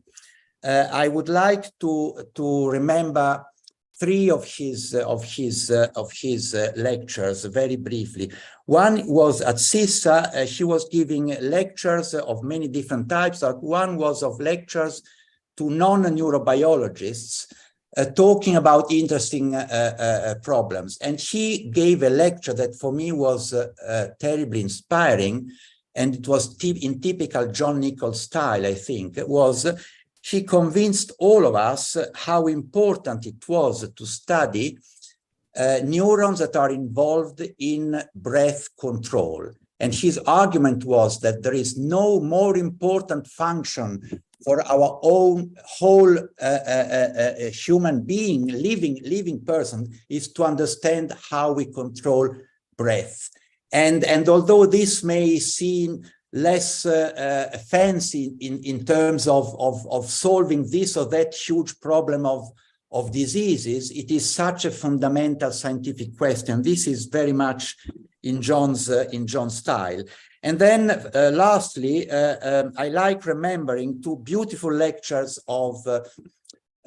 by John in 2 events related to Rita Levi-Montalcini. I was very closely connected to Rita Levi-Montalcini, the discoverer of nerve growth factor. And of course, John, through his Stanford period, where he recruited Eric Shooter, who was a giant of the NGF field, had got to know Rita Levi-Montalcini very well. And I know for certain that Rita was a great admirer of John. And so at a memorial meeting in 2013 that was organized by Alessandro Treves in Tel Aviv, at the Peretz Peace Center, on a beautiful setting on the sea, John gave a terrific theater performance, always without slides, always with a blackboard, and he really would catch the audience, keeping them every single person quote to him. And finally, in 2015, we invited John in Rome at Accademia dei Lincei for a meeting that we organized yearly in memory of Rita Levi-Montalcini. The meeting was exploring the synapse, and again, John made as his only request, I don't have a presentation, I want a blackboard. So he gave a chalk and blackboard presentation, the title of which was Bernard Katz, Stephen Kuffler, and the Synapse. And he gave a beautiful account of the history of synaptic physiology. And with this, I would like to thank you for your attention, and John will be always in my heart. Thank you, Antonino. Let's now move to Sultan Varga, who was a PhD student at John's in Basel.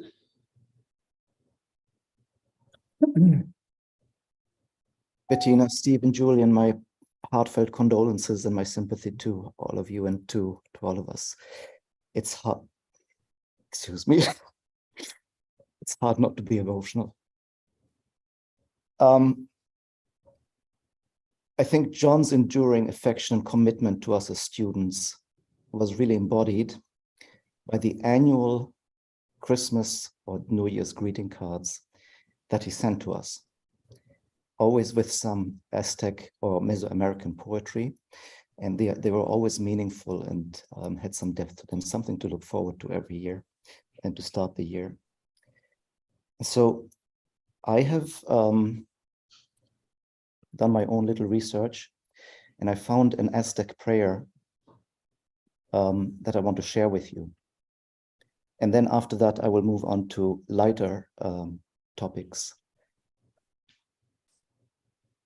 Oh, only for so short a while have you loaned us to each other, because we take form in your act of drawing us, and we take life in your painting us, and we breathe in you singing us.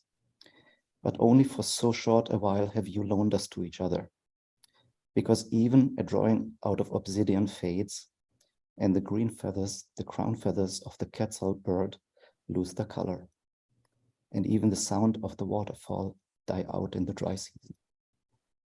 So we too, because only for a short while have you loaned us to each other. So I met John as a student, and I was captivated immediately by his teaching style. And I'm an introvert, and I'm an idiot. And so, you know, I asked a question here and there.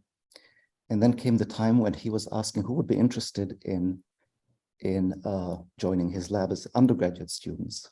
And my hand shot up. And his first comment was, oh, I had no idea. And so I learned to speak up more in John's lab. And his guidance and his lab camaraderie was just unparalleled. I have nothing in my entire career seen anything like this. And the strange thing was that when you have never been in a lab, you don't know how good it is. And only afterwards, I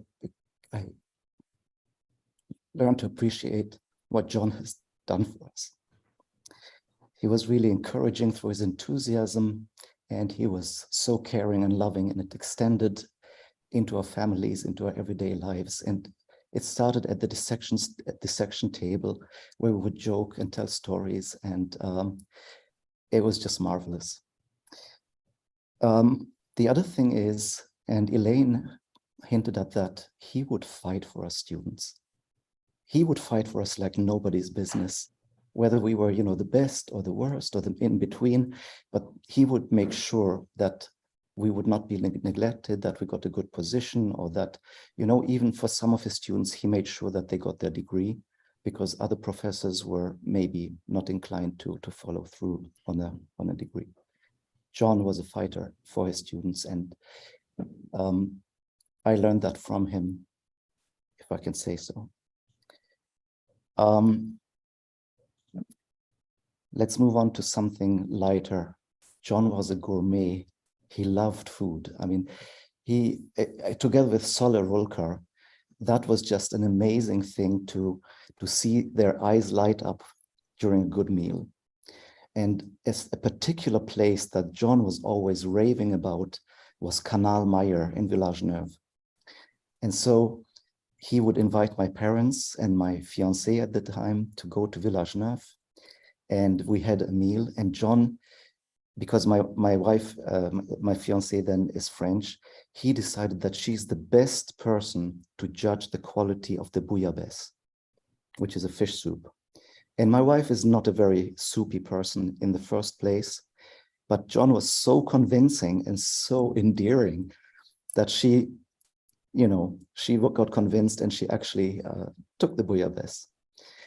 And I was skeptical, and I, you know, kind of tried to show her, don't do it. You're not a soup person.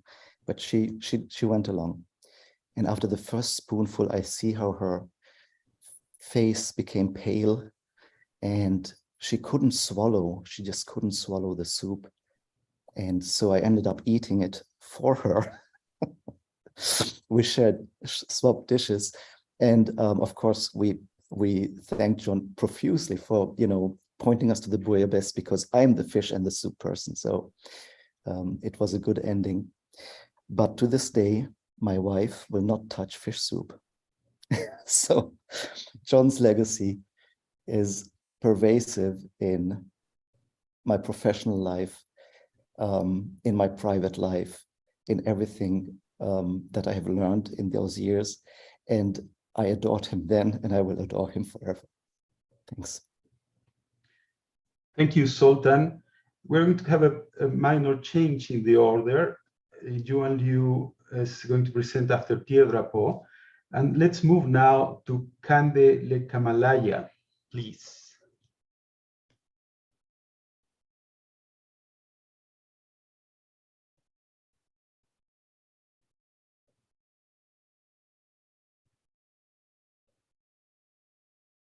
Yes, is Kande here?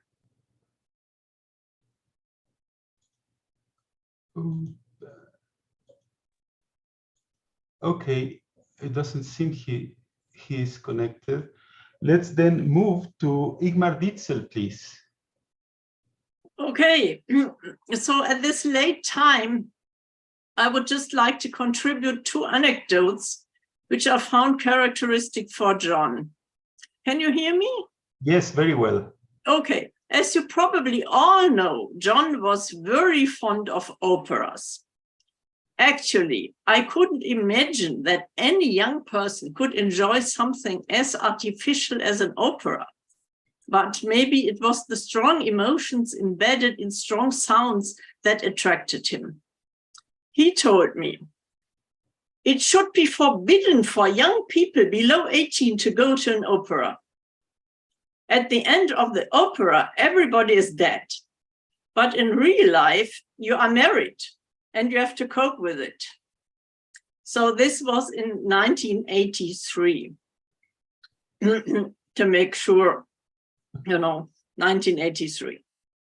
And here comes the second anecdote. That's more serious. When staying with John as a postdoc, I was in doubt whether I should continue in science. And there is some problem being a scientist, because you cannot predict what will happen with your results. And hence I asked John, how can a scientist avoid what occurred to Otto Hahn after discovering nuclear fission, which, as we know, not only led to power plants, but also to the atomic bomb? So John replied in German, und dann werden Sie Arzt und retten Hitler als Baby das Leben. Or in translation, then you become a medical doctor and you save Hitler's life as a baby, which was a strong argument for me. Together with his example that human kindness and the strive for excellence don't exclude each other, I continued. Admiring professionals but maybe in contrast to John, also enjoying amateurs.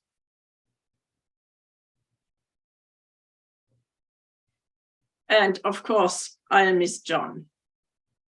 And I hope we will stay in touch for some time beyond this meeting today. Thank you very much, Ingrid. Those are lovely, lovely anecdotes. Thank you.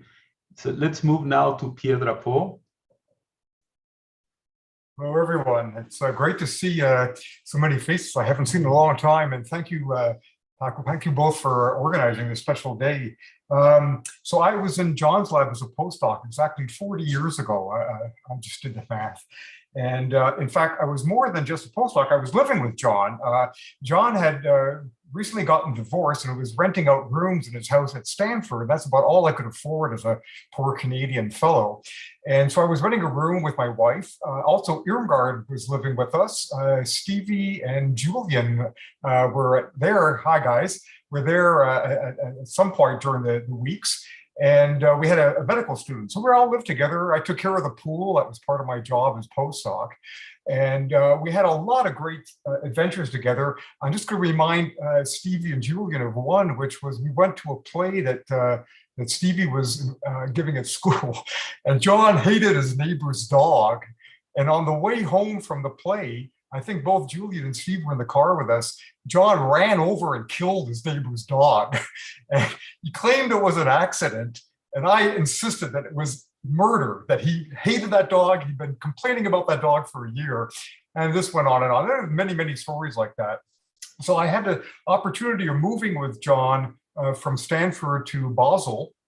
And I remember the people that were most upset by him leaving Palo Alto were in fact the people at the Kentucky Fried Chicken outlet, which was mentioned as one of his favorites. I don't know, he was a better cook than he was a restaurateur, I guess. And when we moved to Switzerland, I'll just tell you one anecdote. John bought a bicycle and he refused to lock the bicycle in front of his house because he said he doesn't believe the Swiss are honest. Somebody's going to steal his bicycle one day. A month later, he walks in on a Monday and he says, my bicycle's gone. Some Swiss thief really exists and it stole my bike. Later that same day, he gets a call from the police saying, Professor Nicholls, we have your bicycle at the station if you'd like to come by to get it. And he says, wow, what amazing efficiency of these Swiss police. Shows up and it turns out the police picked up his bicycle and took it to the station because they didn't want it to be a temptation of theft. And they charged him like 50 francs or whatever to get his bicycle back. So this was just typical of John. There was always something going on, but he was really a fantastic mentor and a very good friend. In fact, one of his special activities when we were living in his house at Stanford was he'd have celebrities coming on campus drop by his place for he'd have a dinner party for them or a lunch party. And there was people like Nobel laureates. I remember meeting Salvador Luria was the first that came to these. David Hubel came later. And at one of these lunches, he invited Albert Aguayo. And so I had an informal job interview with Albert at that. I think Albert remembered that part of the interview was picking up cold cuts that one of us dropped on the floor. And John said, oh, don't worry, it's just for company. Pick them up, put them back on the plate. And anyway, this went on. I eventually did take a job in Albert's department. And one of the kindest things John did to me was he actually let me leave his lab with my project and allowed me to continue that project on my own, which allowed me to write and get my first grant applications. And that was such a big plus to my career. And it's a lesson I took to heart. I've been doing that with my postdocs as well. So anyway, we will miss you, John, but we won't forget you. Thank you for this opportunity. Thank you, Pierre. Good to see you. Yeah, same here. So let's now listen to Yuan Liu, who's going to present a short video also. Actually, I'm not going to present a video. I'm just going to project my PowerPoint. So before I start, let me share this book with you that Ken Muller mentioned. This is called The Pioneers of Neurobiology, My Brilliant Eccentric Heroes. So for those of you who haven't got this book, I highly, highly recommend just buy it on Amazon. It's so much fun. It's so typical John. Like I like to share my slide with you if I could. Oops, sorry, that's not one. Can you see my slide? Yes.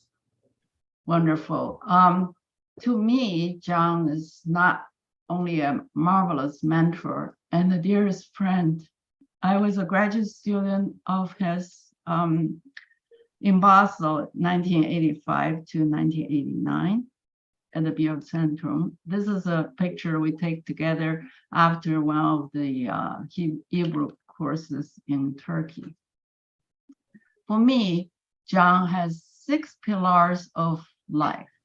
One is research, one is writing, teaching, cooking, music, and humor. John's research made a significant contribution to neuroscience. He enjoys doing experiments with us. For him, the rhythmic sound of the cell firing were most beautiful music. I thank Yelin for composing the T and P and the Rexy cells. His writing benefit the neuroscientists around the whole world. We as students had the beautiful, wonderful opportunity to study the From Neuron to Brain with him chapter by chapter. And he taught us, use the language your grandmother can understand. That benefit me even till today. I'm a docent now, giving hundreds of public lectures. I always think about John says, use the language your grandmother can understand. And I have all the collections of all his 5 versions of the From Neuron to Brain. I also have the 2 versions of the Chinese translation. So his teaching, many people already mentioned, benefits students in Africa, Asia, Latin America, even East European countries. And I was so lucky to be one of his earliest students in Beijing. That's where I met him. I often joke when he came to Beijing, we went together to a park and he saw some sweet potatoes. He said, what's this? I said, there's roast sweet potatoes. He said, can I have one? So I bought him one. And when I came back, my professor criticized me. You shouldn't buy street food for John. But I often joke with him because I bribed him with a sweet potato, he accepted me as a student. So learning from him, I later, lucky enough to join him and Jack McMahon's team. We went to several places to teach, and I learned, I want his From Neuron to Brain to benefit more students. So I bought 100 copies of the Chinese version and sent it to the student. And here are some pictures of his teaching in Izmir, Turkey, and in Kampala, Uganda. Some of you probably recognize yourself. So we all talk about John has a lifelong passion of cooking. So my first gift to him was this cookbook. I have a copy myself as well. Since then, I had the pleasure of cooking together with John many times because he often asked me, says, oh, Yuan, I tried your recipe and I wasn't successful. How can you teach me? So we will go shopping together. He will invite me to his kitchen and we cook together. And my most recent dishes we cooked together with him in Trieste together with Bettina. John has a strong love to music, so he loved to share his passion of music with friends. And he gave me, before I left, he gave me a LP, a phonograph album that was 1988. I still can play it, believe it or not. We still have a long LP player. When we were over Trieste, we enjoyed opera together with him again. And we know John's humor brightened all of our lives, and also seeing him and Bettina living such a happy life. I want to say, John, dear John, your deep love of all aspects of life will continue to guide me through the course of the rest of my life. I believe to all of you as well. And I want to express my heart is with you, Bettina and Julian and Stephen, and with all the friends of John. Thank you. Thank you, Joanne. So we are getting to the end, and we have Julian Nicholls to finish.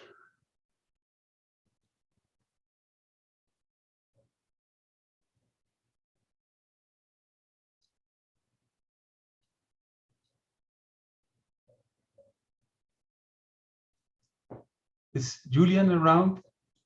He was. Julian, we can't hear you. Oh yes, there they are.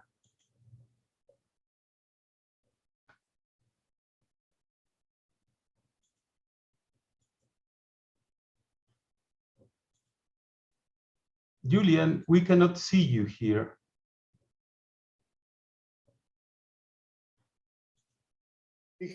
We can see him, but we can't hear him. Yeah. Oh, the microphone was mute a moment ago.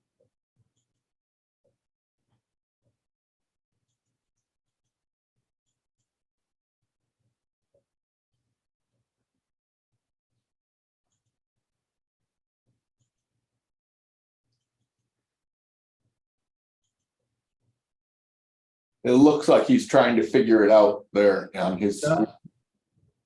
Yeah.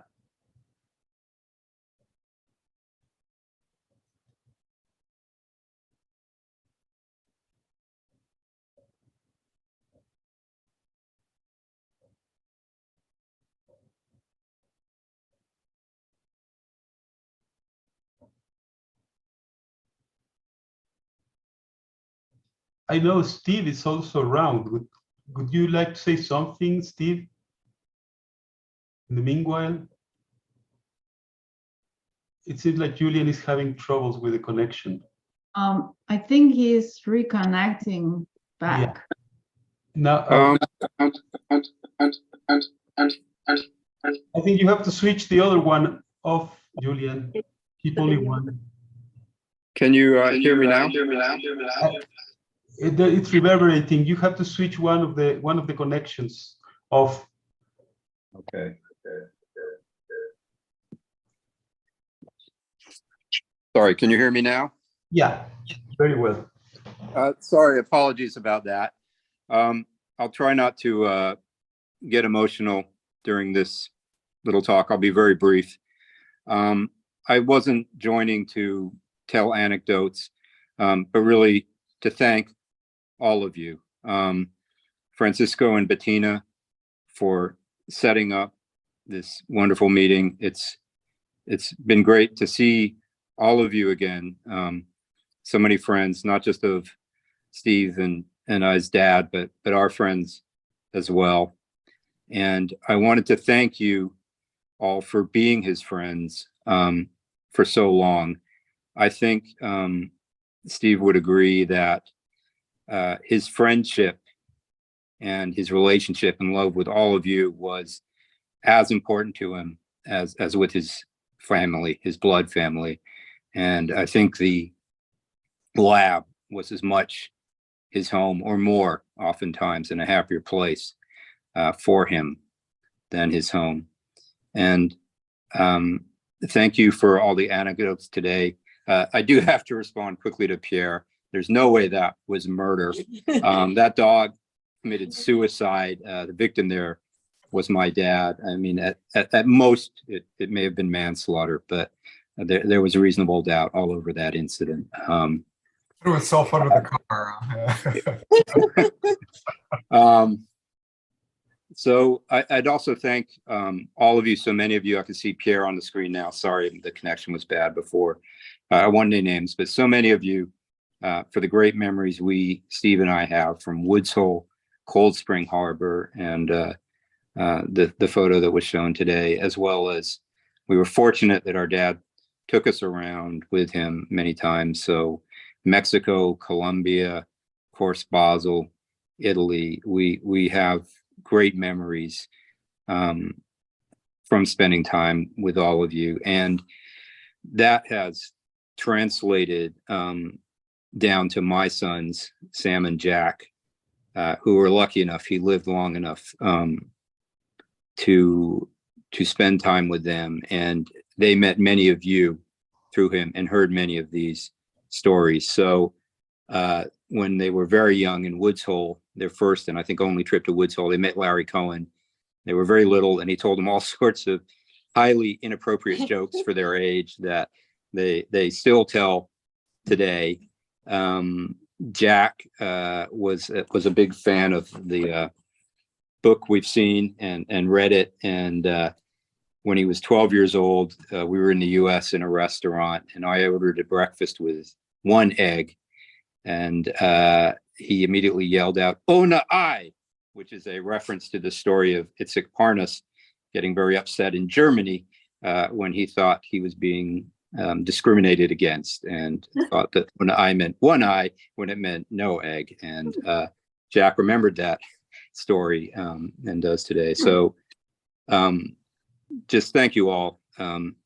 I also want to especially thank Bettina, because I think clearly the happiest period, the best period of my dad's life was the last with Bettina.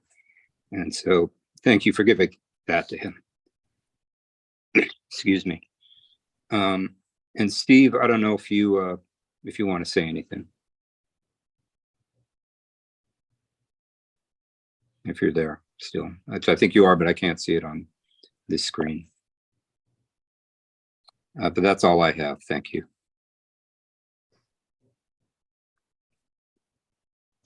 Okay.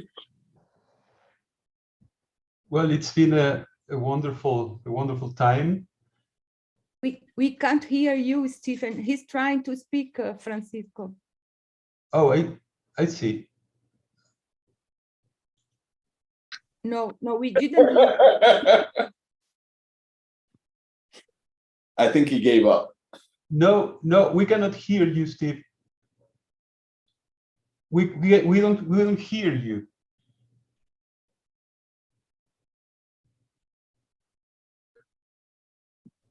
Now it's mute. I don't think it's the microphone. It's probably the configuration.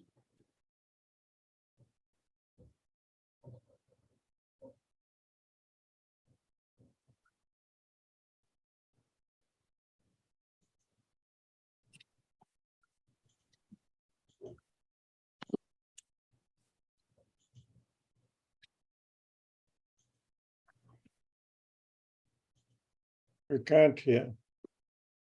No.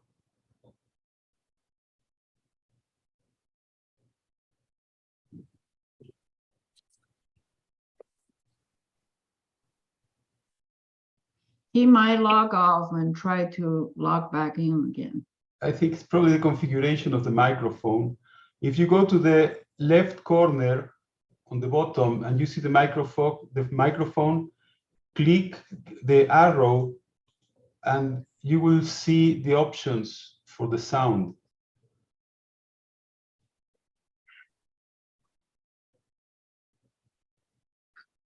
How about now? Yes. Yes. Perfect. Woo! Bravo. Thank you, Yuan. I'll just make this quick, whether you can see me or not. First of all, of course, I agree with everything that my brother said. I will try not to get too choked up, but he touched upon a point which I think is important. Now your microphone is mute. Yeah. How about now? Now you're back. I was just saying that Julian touched on a very important point, And that is, we are very much a byproduct of all of you. You know, seeing the names come up and seeing Pierre Drapeau and people who stayed in our home. There's one thing I'd like to add as a son, however, to what my brother mentioned. At one time, we were in the Grosvenor House Hotel with Lady Bagrit, my father, and H.G. Wells' secretary. They were on one side of the table, and my brother and I were on the other side of the table going, clotted cream with scones, these are really nice. And his partner at the time, Nancy, said to us, have you ever been intimidated by your father's intellect? And it's an important point, because many children are, you know, when someone is that brilliant. And my father never imposed that upon us, and my brother summed it up perfectly. He said, actually, no, the gap is so large, it's not a competition. And the reason why I say that is he was always supportive, even in my field, which he knew absolutely nothing about. He's been nothing but supportive. And everything that you've said, he tried to pass on to us as well, to be open, to travel, to listen to people on a different level. And as an instructor myself, while again, not in competition, he taught me an enormous amount. So I just want to say all of our love to you and thank you so much. Thank you so much. That's all. Thank you, Steve. Thank you very much to you both. And Elaine Better is suggesting to mention some other people whom she may want to mention now that would probably be here.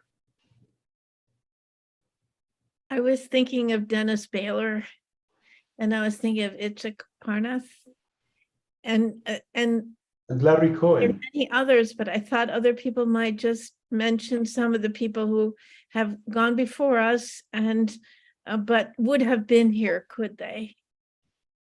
Yeah. I have one. Can you hear me? Yes.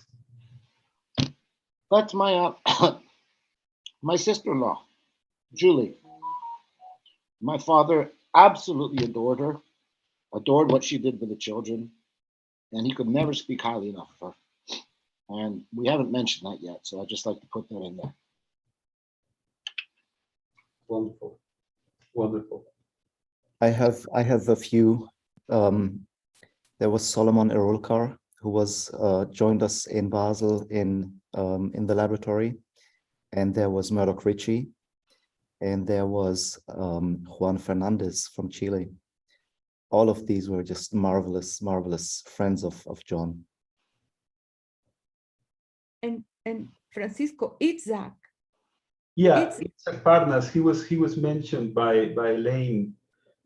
Yeah, and Hannah, who is still around, but unfortunately she did not connect. And Brian Payton also.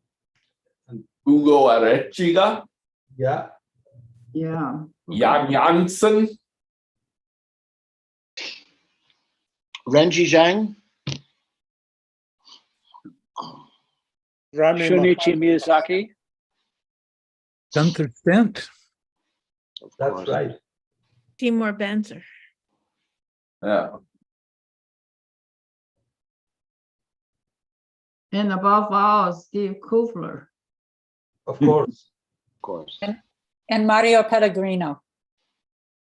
Yes. Mario.